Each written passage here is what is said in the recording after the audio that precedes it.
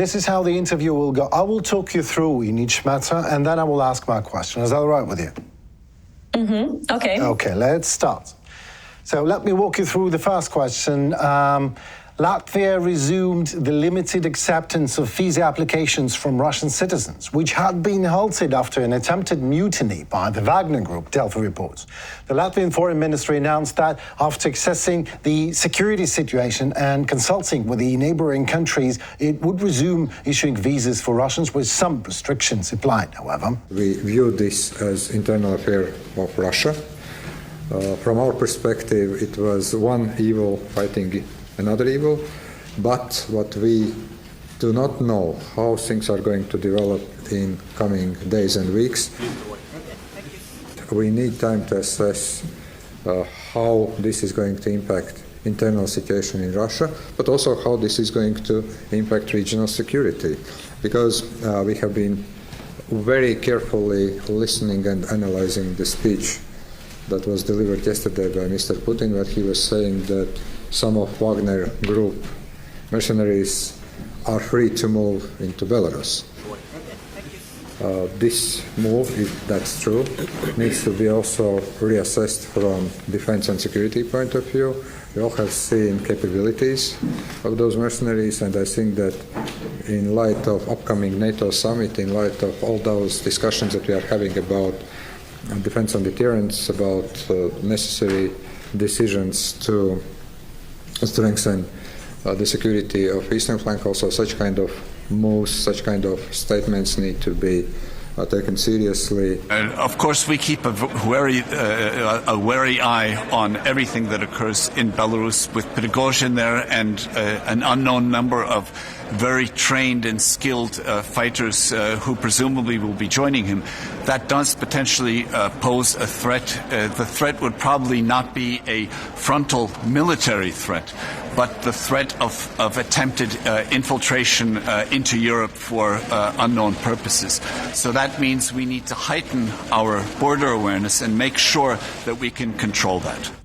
Visa applications are eligible for Latvian citizens' families and non-citizens and family members of citizens of other EU countries, as well as people whose entry is related to humanitarian considerations, including in case of a serious illness or a family member or participation in a funeral. As Latvia's foreign minister stresses out, the applicant will have to prove that they belong to one of those categories. Latvia stopped accepting all types of visa applications from Russian citizens on 26 June due to, I quote, the unpredictable development of internal political events in Russia, end of quote, which coincided with abortive mutiny staged by the Wagner Group. Last September, European Union member states halted issuing visas for most Russian citizens as part of sanctions packages aimed to deter Moscow's aggression against Ukraine. So I actually have three questions on the whole thing. First one is quite important for me personally. Putin has always used an invasive paradigm of homeland in danger, the essence of which is what they... Yeah, I'll try to explain myself. So, Putin is using this paradigm of Russia is in danger because the Russian culture and Russian citizens are, for some, or Russian people are in danger in Latvia, which is not true. And this is just, he's acting as a parasite. So, and we, Latvia, because I was born in Latvia and in Riga, we in Latvia keep on giving access to migrants from Russia to Latvia anyway. Why? So to go back to this like visa permit stop for this almost a week, around a week, I guess, it was really necessary because we couldn't predict what's going to happen. We could predict that if something would have happened, like really would have happened in Russia, we would have a lot of people who would want to enter Latvia. Right.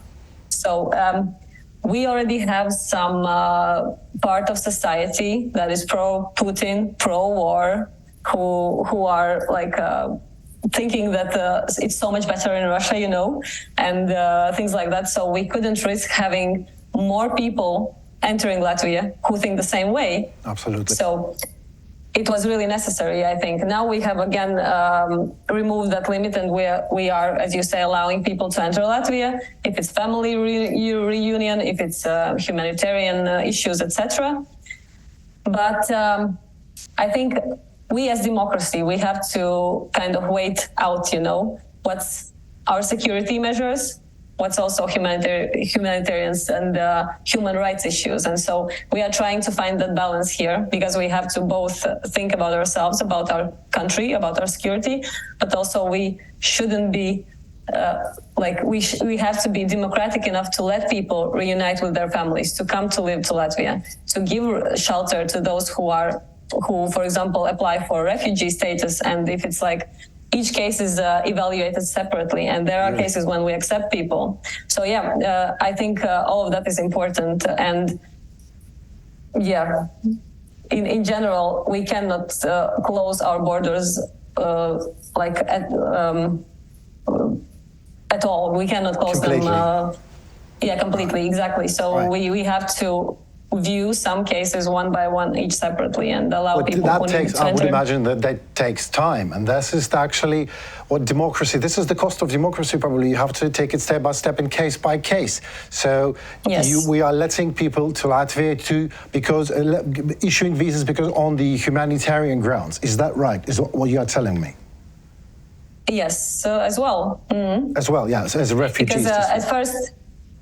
If I maybe not, I might not know every detail completely, but I know that at first you have to apply for a visa. If it's humanitarian visa, it means it's a longer time. Within that time, you can also apply for residency permit or for refugee status, etc. So there are steps that you can take if you want to apply for humanitarian visa.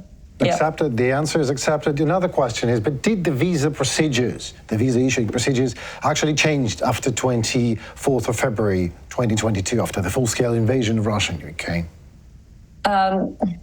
I don't remember the dates exactly, but of course we don't issue any more travel visas. Right.